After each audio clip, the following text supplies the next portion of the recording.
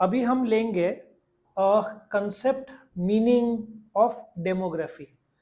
तो सबसे पहले जो डेमो, DEMO मीन्स पीपल, ठीक है, और ग्राफी मतलब जो पीपल का डिस्क्रिप्शन है। Now if you take the example of India, ठीक है, जो लास्ट सेंसस हुआ था इंडिया में, वो हुआ था, सेंसस मतलब पॉपुलेशन का काउंटिंग, वो हुआ था 2011 में। पॉपुलेशन काउंटिंग को सेंसस बोलते हैं। वो हर 10 साल में होता है। कोविड के वजह से 2021 में नहीं हुआ, 2023 आया। अभी भी पॉपुलेशन का सेंसस का रिपोर्ट निकला नहीं है। सो ज्यादातर डेटा जो मौजूद है वो 2011 के हिसाब से, बट एक अंदाजा लगाया गया कि 140 करोड़ का पॉपुलेशन इंडिया का मौजूद है। सो डेमोग्राफी, आप जब भी एग्जाम में आंसर लिखोगे, आपका ए इंट्रोडक्शन, ठीक है, ए डिराइवेशन भी आप कर सकते हो इसका। A introduction, demography is a subject which has huge importance in overall economy and development of any nation. 28 साल से कम इंडिया में 50% पॉपुलेशन है। जापान में सबसे बूढ़े लोग 80,000 लोग 100 साल के ऊपर के हैं। वर्ल्ड के ओल्डेस्ट पॉपुलेशन जापान में है। वर्ल्ड के सबसे ज्यादा सुसाइड्स भी जापान में होते हैं। सो डेमोग्राफी क्यों इंपॉर्टेंट है, कंसेप्ट मीनिंग सब मैं बताने वाला हूँ। सो ओवरऑल इकोनॉमी या कोई भी देश का डेवलपमेंट के लिए पॉपुलेशन कौन सा है और स्किल्ड क्या है वो भी देखना जरूरी है। अभी पाकिस्तान का एक एग्जांपल ले लेते हैं। पिछले एक साल में करीबन 5 से 8 लाख स्किल्ड लोग पाकिस्तान ने छोड़ दिया है। स्किल्ड मतलब डॉक्टर्स, इंजीनियर, चार्टर्ड अकाउंटेंट जो भी है। अब इसका इम्पैक्ट अगले 10 साल में आएगा। आपके पास स्किल्ड लोग ही नहीं है तो देश का डेवलपमेंट कैसे करेंगे, ठीक है। अच्छा, ये आंकड़ा इंडिया में भी लोग छोड़ते हैं। 80,000 के ऊपर लोगों ने छोड़ा है इंडिया। ये भी, इसमें कोई दो राय नहीं कि इंडिया के भी लोग, यंगस्टर्स खास करके, फॉरेन में सेटल होना चाहते हैं। कुछ लोग रशिया में चले जाते हैं, अमेरिका में चले जाते हैं, यूरोप में चले जाते हैं, ठीक है। तो इंट्रोडक्शन बेटा आप 2 से 3 लाइन ही लिखोगे, उससे ज्यादा नहीं, क्योंकि आंसर जब पूछेंगे कि इंपॉर्टेंस ऑफ डेमोग्राफी, तो आप इंट्रोडक्शन ये 2 लाइन का लिखोगे।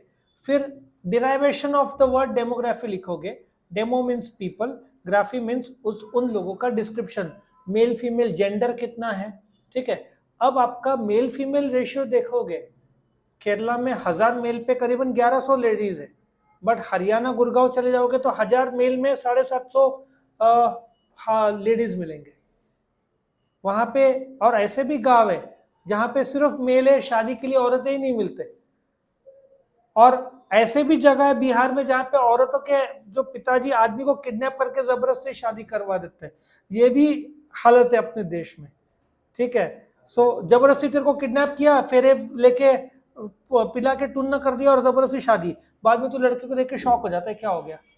ऐसे भी जो तेरे मन के जो ख्यालात थे ना तेरे, वो सब चले गए, ठीक है। कहाँ पे, हाँ, रिवर्स मोड भी होता है इंडिया में, ट्रांसजेंडर, वो भी डिस्कस करेंगे। आपके फॉर्म में मेल फीमेल और अदर्स, वो भी जेंडर आया है, ठीक है।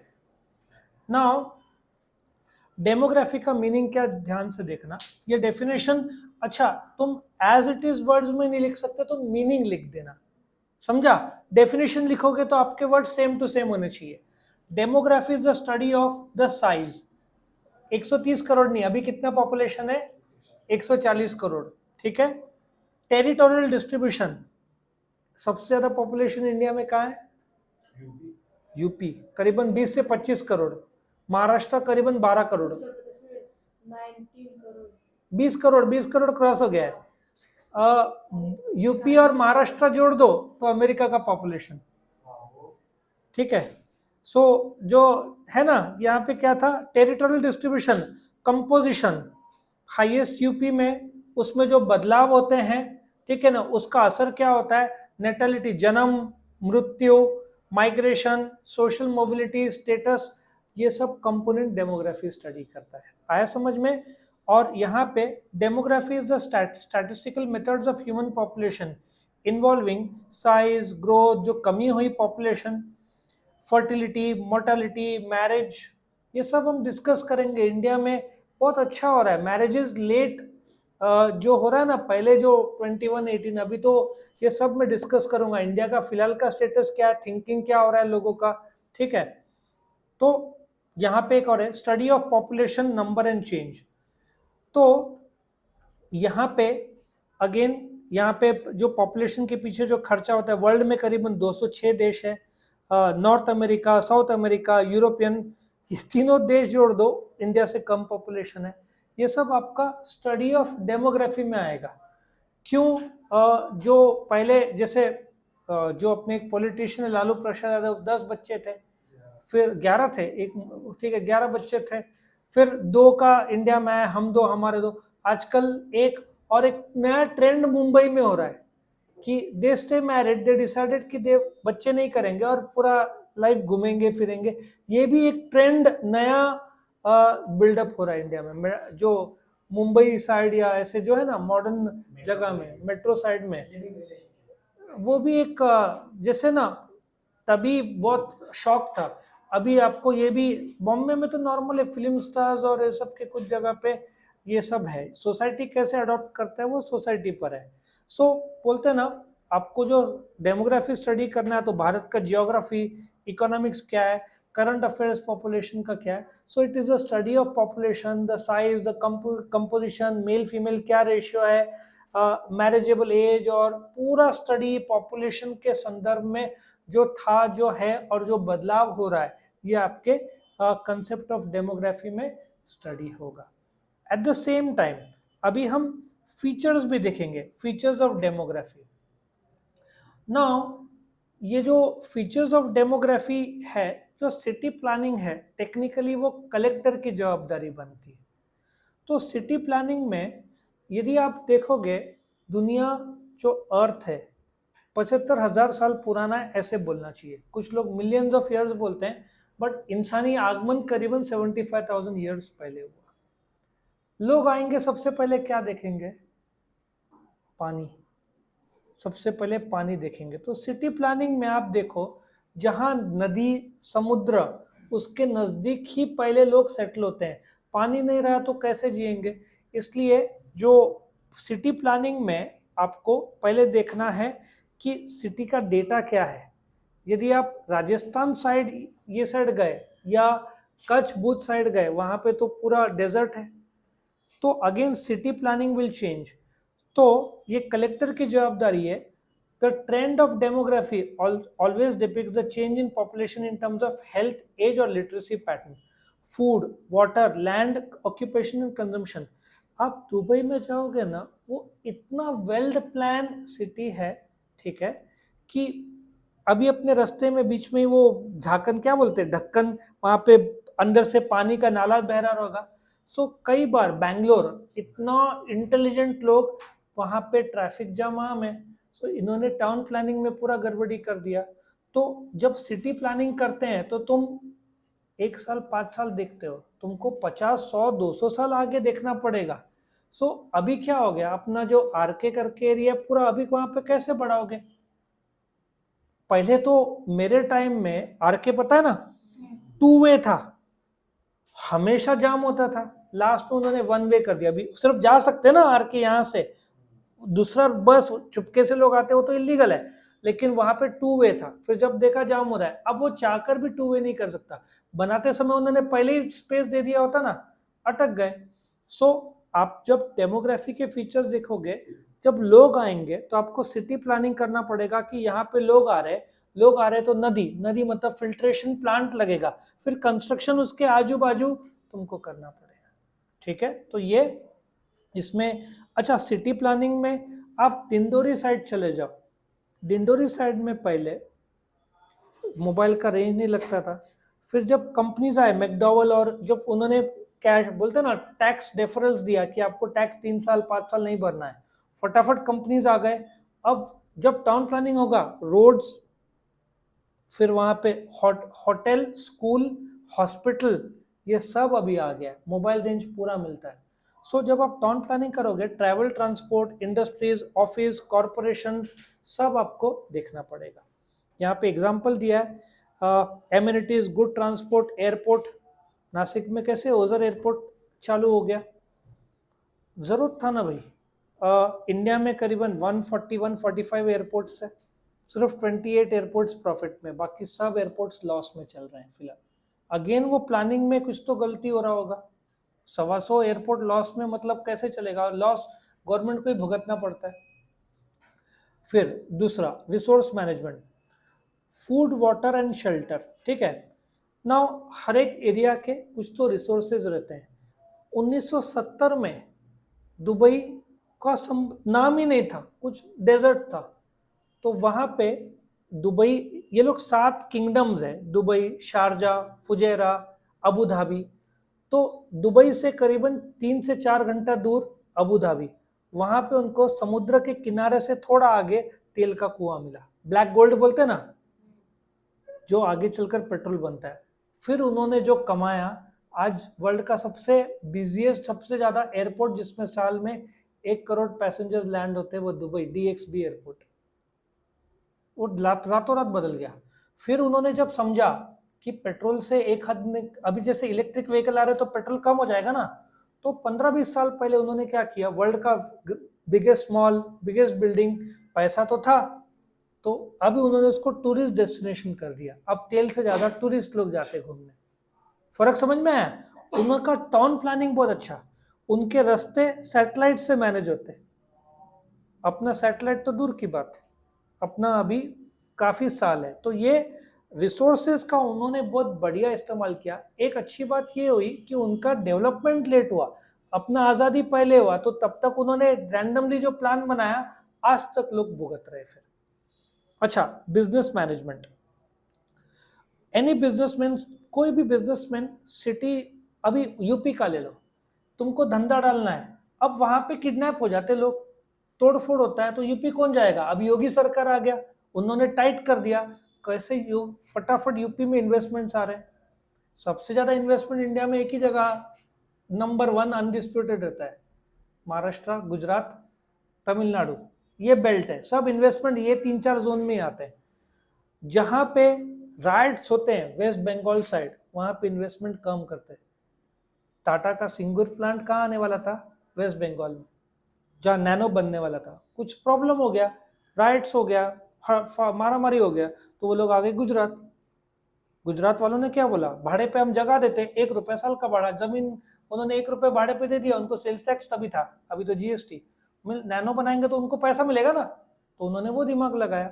सो बिजनेसमैन देखता है इधर लोकल लोग मिलेंगे, पॉलिटिक्स प्रॉब्लम नहीं है, railway, roads, rail, dams, bridges सब देखेंगे ना, एजुकेशन, तो महाराष्ट्र, गुजरात, ये सब में आ गए, तो इन्वेस्टमेंट इधर जोरदार होते हैं। फिर सर्विस मैनेजमेंट, सी, जब भी कोई एम्प्लॉय शिफ्ट करता है, तुमको महाराष्ट्र में, तुम बिहार से इधर आते हो, सबसे पहले बच्चों के लिए स्कूल होना चाहिए, hospital is a must, college में होना चाहिए। आज भी त्र्यंबकेश्वर से लोग इधर आते हैं, सिन्नर से लोग इधर आते हैं, मालेगांव से लोग इधर आते हैं, मतलब वो बेल्ट डेवलप ही नहीं हो पाया। नासिक जिला है महाराष्ट्र में, 40-45 हजार गाँव है, 43,000 के आसपास गाँव है। भारत में करीबन 6 लाख गाँव है, उसमें महाराष्ट्र में करीबन 15% गाँव तो महाराष्ट्र के, तो हर गाँव को डेवलप नहीं करेंगे तो सर्विसेज, ये सब जगह देखो, स्कूल, कॉलेजेस, हॉस्पिटल, ट्रांसपोर्टेशन हर जगह नहीं मिलता, गाँव में, शहर में मिलता है। इसलिए नासिक, अच्छा पूना बहुत महंगा पड़ता है, पूना मुंबई बहुत कॉस्टलीस्ट में आता है, तो नासिक अभी लोअर लेवल पे, तो इसलिए लोग नासिक में एजुकेशन करते हैं। तो सर्विस उस एरिया का तो देखेंगे कि उस एरिया में सर्विसेज कैसे, तब जाकर कंपनीज और लोग सेटल होते हैं, ठीक है ना। और एक और कारण से नासिक का क्लाइमेट थोड़ा सा न्यूट्रल टाइप है। आप मुंबई में जाओगे अप्रैल मई में रह नहीं पाओगे, पसीना बहुत आता है, समुद्र किनारा है, ठीक है। पूना साइड इतना बढ़ चुका है, जगह नहीं है।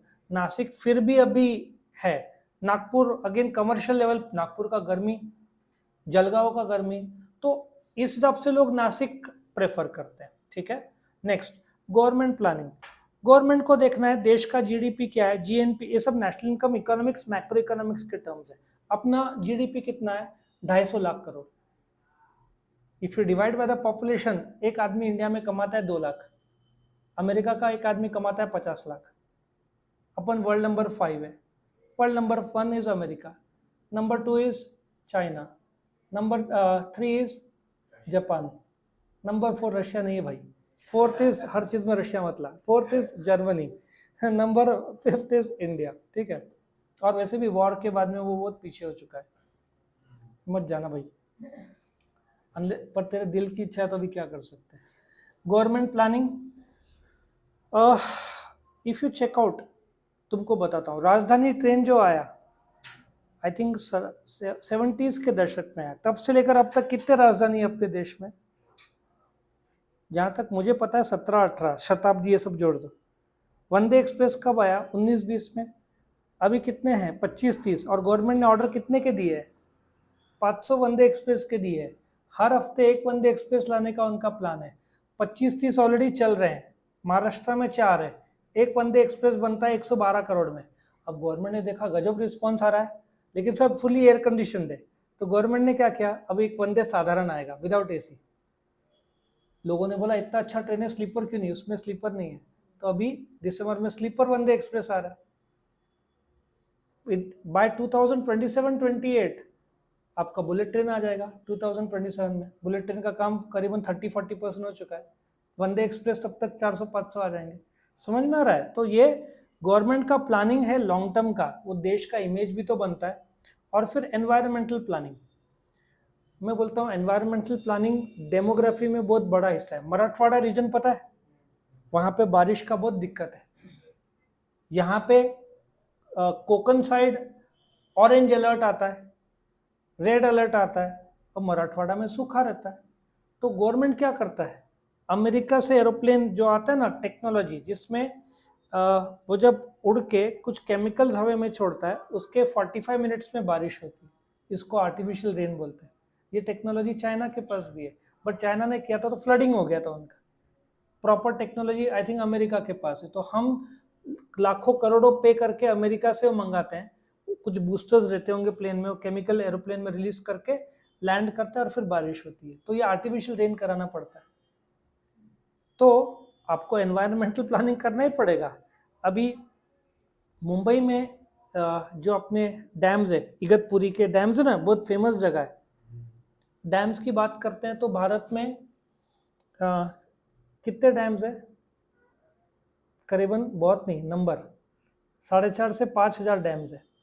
चाइना में 90,000 डैम्स है, 1,500 डैम्स महाराष्ट्र में। सब इगतपुरी का जो पानी है ना, मेजरली जाता है मुंबई। तो आपको यदि जब प्लान करना है, ठीक है, कौन सा पॉइंट था ये, आई थिंक एनवायरमेंटल पे थे। और मुंबई में 10% पानी का कटौती कर दिया था, क्योंकि उनके लेक्स में पानी 7-8% बचा था, डैम्स में कम हो गया था। अब बारिश, सब लोग के बोलते ना, लातूर में याद है ट्रेन से पानी लाया गया था कुछ साल पहले, लातूर या कोई तो जगह था कंप्लीट ड्राई।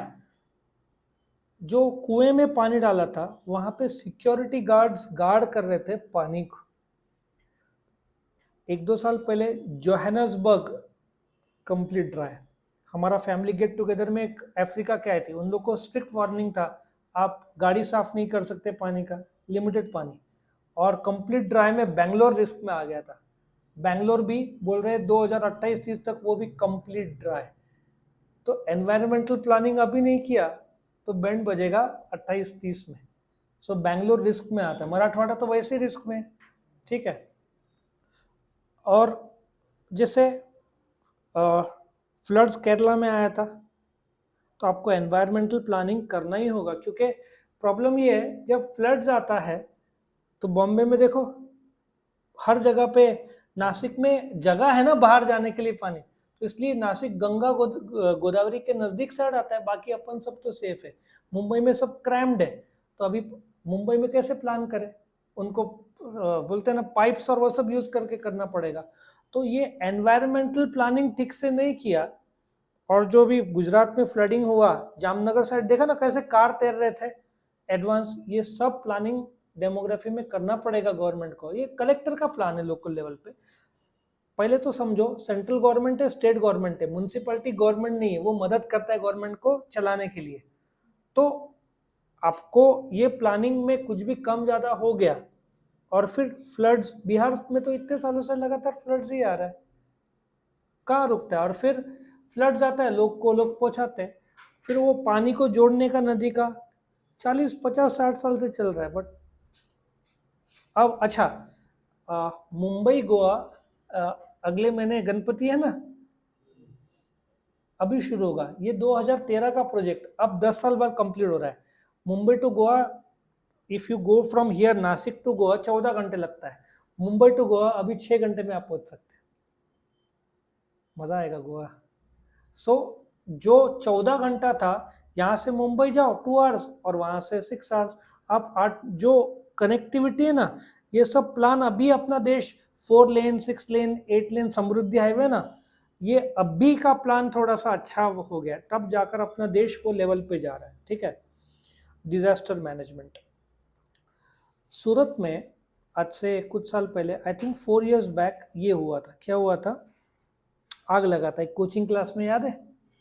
एक आर्ट का क्लास था, सीढ़ियाँ लकड़ी के थे, आग ऊपर आया, लकड़ी जल गए, वो लोग नीचे नहीं आ सकते थे, सीधा नीचे जाएंगे। अब क्लास के अंदर आग फैला, थर्मोकॉल थे, बढ़ गया। अब स्टूडेंट्स लोग, it was a very big tragedy, छलांग मार दिया ऊपर से, बहुत सारे बच्चे ऐसे भी मरे। उनके पास फायर ब्रिगेड था, बट वहां तक पहुंचने के लिए वो था नहीं। डिजास्टर मैनेजमेंट कोलैप्स हुआ। फिर सूरत ने, बोलते ना, शायद वर्ल्ड का सबसे बड़ा या वो लेवल का फायर ब्रिगेड जो ऊपर तक जा सके। तो डिजास्टर मैनेजमेंट में अभी अपने देश ने प्रगति किया। डिजास्टर मैनेजमेंट बहुत ज़्यादा ज़रूरी है। इंदौर में आग लगा था, पर्दा है ना, लोगों पर गिर गया था, सब खत्म हो गए थे। और जैसे अपना सिटी सेंटर है, मॉल, आग लगा, भागने के लिए जगह था, उन लोगों ने ताला लगाया हुआ था बाहर से या जो अंदर से, लोग भाग ही नहीं पाए, मर गए। सो इसकी बात नहीं कर रहा हूँ, एक मॉल था एक, हाँ अभी लगा था, मुझे वो न्यूज़ नहीं है। ओह, भागरोडी हो गई होगी, तो एवरीवन वाज ओके, जल गए थे। बट वहां पे एटलीस्ट एक सेफ है, पहले तो ये सब कायदे नहीं थे। अच्छा, वो बाल्टी आती थी जिसमें मिट्टी रखते, बाल्टी थी, मिट्टी नहीं थी। फायर एक्सटिंग्विशर हर साल रिन्यू करना पड़ता है, वो नहीं था। तो अभी टाइट कर दिया गवर्नमेंट ने। अभी स्प्रिंकलर सिस्टम, पता है ना, जो अभी ये पुरानी बिल्डिंग है, नई बिल्डिंग में स्प्रिंकलर सिस्टम है, जरा सा हुआ पानी स्प्रिंकल होना शुरू हो जाता है। ये सब कंपलसरी कर दिया है, तुरंत वो कर लेता है। और एक और चीज है, नए बिल्डिंग में जो फ्लोर नीचे जाने के लिए 2 सीढ़ियां के रास्ते रहते हैं, यहाँ से नहीं तो यहाँ से। ये बिल्डिंग बिकॉज ओल्ड है तो एक है, नए बिल्डिंग में ऐसा अलाउड करते नहीं, तुम्हारे पास 2 स्टेयरकेस चाहिए, भागने की जगह तो हो। ऐसा ट्रेजेडी ट्रेजेडी ट्रेजेडी होते हुए डिजास्टर मैनेजमेंट, जैसे भुज में अर्थक्वेक आया था, जो फ्लैट या बिल्डिंग बना था ना, जब भूकंप आता है तो भूकंप का मेजरमेंट कौन से स्केल में होता है? साइंस का कौन है? रिक्टर स्केल सुना है? वेक्टर नहीं, Richter, RICHTR, Richter, Richter scale में मेजर होता है। अब 6.5 7 मतलब गजब, 8 9 तो बिल्डिंग के बिल्डिंग बोलते ना गिर जावे। मुकेश अंबानी का जो बिल्डिंग है एंटिलिया, वो तो 8 9 का झेलेगा, 8 9 हजारों साल में आएगा एक बार। तो उनके घर मिट्टी और वो छोटे से, कितने सारे लोग मरे। अब जाकर उनको अच्छा, जापान में भूकंप आते रहते हैं, उनका डिजास्टर मैनेजमेंट कैसा है? उनके घर ईंट रहेगा ही नहीं, लकड़ी की, और वैसे बनाया है कि भूकंप आएगा तो वो झेल लेंगे और लकड़ी में कोई डैमेज नहीं होगा। अपने यहाँ लोग दब के मर जाते हैं। अभी वो टेक्नोलॉजी, सो बिकॉज भूकंप में आए दिन आते रहते हैं, उनका इंजीनियरिंग जो कंस्ट्रक्शन का टेक्नोलॉजी बहुत अच्छा है। बुलेट ट्रेन तुम्हारे सामने प्रूफ है, बुलेट ट्रेन जापान वाले बना के दे रहे अपने को, उन्होंने अपने को कर्जा दिया है, अपन खुद पैसा नहीं लगा रहे, जब जापानीज लोग कर्जा लगा रहे।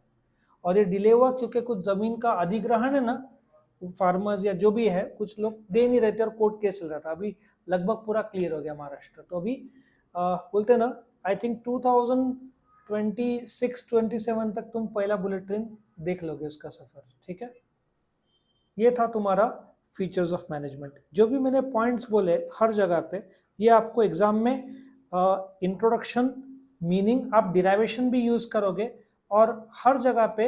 अच्छा, एक और चीज, डेमोग्राफी में बांग्लादेशी इमाइग्रेंट्स आए थे, तो वो भी उसका क्राइटेरिया लागू होता है। बाहर के लोग जो इंडिया में है, ये सब हम डेमोग्राफी में स्टडी करने वाले। तो आज के लिए हम इतना ही रखते हैं।